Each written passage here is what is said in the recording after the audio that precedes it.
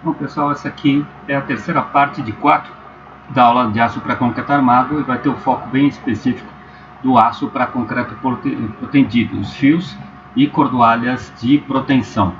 O que é a proteção? Basicamente é aplicar uma tensão controlada a um elemento estrutural. E ele pode ser feito basicamente por duas maneiras.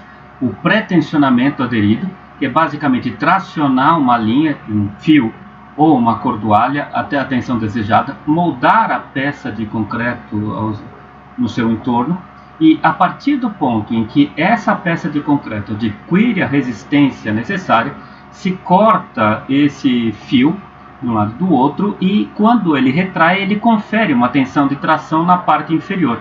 Assim, quando essa peça for carregada aqui na parte superior, as tensões de tração que vão surgir aqui embaixo, que na verdade vão acontecer, vão atuar como aliviadores da tensão de compressão gerada pela proteção, que é basicamente como transportar uma pilha de livros de uma prateleira para outra na estante. Você comprime a pilha de livros, que tem resistência à tração zero, se não tiver compressão, e consegue levar essa pilha de livros de uma prateleira para outra, suportando pelo menos o peso próprio.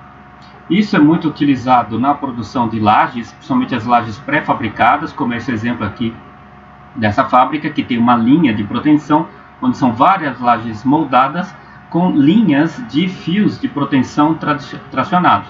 Então, se executa essa proteção de todos esses fios, executam-se as peças de concreto, e uma vez que esse concreto atinge a resistência desejada, aí se pode cortar os fios, e com isso nós vamos ter um elemento com uma capacidade resistente maior. Então eu consigo fazer elementos mais esbeltos, o que gera uma economia interessante, tanto para a estrutura, que vai se tornar mais esbelta, economizando em termos de fundações, pilares, por exemplo, como também no transporte, porque os pré-fabricados são normalmente moldados aqui na fábrica e têm que ser levados para a construção. Então, quanto menor a sua seção, menor será o custo de transporte. Outra possibilidade que nós temos de proteção é o pós-tensionamento por bainha, né? A bainha pode ser aderida ou pode ser solta. É basicamente executar a estrutura com uma bainha, um duto. Após esse concreto atingir a resistência necessária, se passa ou se traciona o aço que já está lá dentro dessa bainha, e com essa tração se gera um momento invertido em relação ao momento positivo do carregamento normal, aumentando a capacidade de resistência à tração na parte inferior da viga, como aconteceu com a laje do exemplo anterior.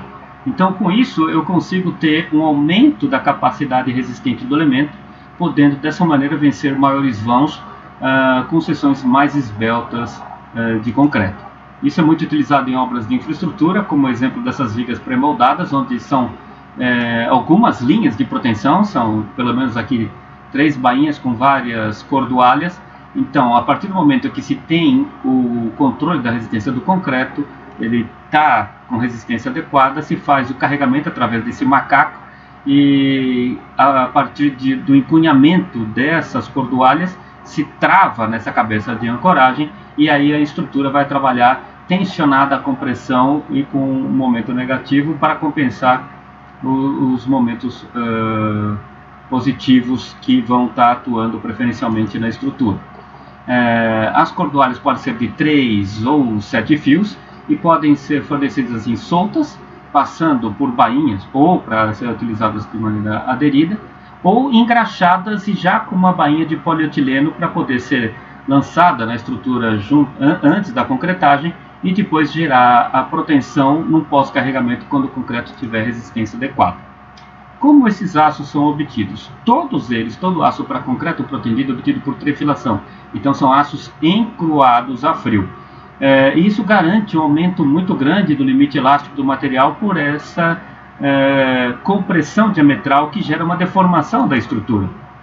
Normalmente esses aços vão passar por uma série de fieiras com redução progressiva da seção transversal. Essa redução da seção transversal vai estar associada a uma grande deformação dos grãos, e uma deformação plástica, e consequentemente o aumento do limite elástico. Então, esses aços assim produzidos, eles são fornecidos por algumas classificações. Então, temos alguns produtos como as cordoalhas, nesse caso aqui, os fios que podem ter essas designações, como CP 145RBL ou CP 175RNE. O que significa cada um desses termos? Basicamente, CP significa fio para concreto protendido. O 150 aqui, no caso, é a tensão nominal de ruptura. No caso do aço para concreto protendido, nós não temos o controle pela tensão de escoamento, porque a tensão de escoamento é muito próxima da tensão de ruptura. RN designa o tipo de tratamento que ele recebeu contra a relaxação, que é um risco muito grande para as obras de proteção, é a perda de tensão ao longo do tempo do aço ativo, do aço tensionado. Existem dois tratamentos, o RN, que recebe essa designação por se chamar de relaxação normal, que passou por um tratamento que chama alívio de tensões, que é basicamente um aquecimento e posterior resfriamento para diminuir as tensões internas, o estresse interno. O RB é, ao mesmo tempo, um tratamento de aquecimento com tracionamento. Então é como se fosse um banho térmico com alongamento do aço, de maneira a diminuir ainda mais o estresse, as tensões internas. O tratamento RB gera uma relaxação mais baixa do que o do RE. O último elemento aqui, a designação é o 7, que indica o diâmetro do fio, nesse caso 7 milímetros. No caso das cordoalhas, nós só temos a tensão de ruptura de 190 kgf por milímetro quadrado, e pode aparecer as designações de 3 × 3 ou 3 × 5, que são as cordoalhas de 3 fios com esses diâmetros, ou no caso de 7 fios, pode ser de 9,5, 12,7 e 15,2 em termos de diâmetro nominal. Então, essas cordoalhas são designadas como CP, concreto protendido, 190 tensão nominal de ruptura, 190 kgf por milímetro quadrado, que corresponde a 1.900 MPa, RB, nesse caso relaxação baixa, que passou pela estabilização, e são 3 fios de 4 milímetros para poder designar qual é o tipo de cordoalha que nós temos.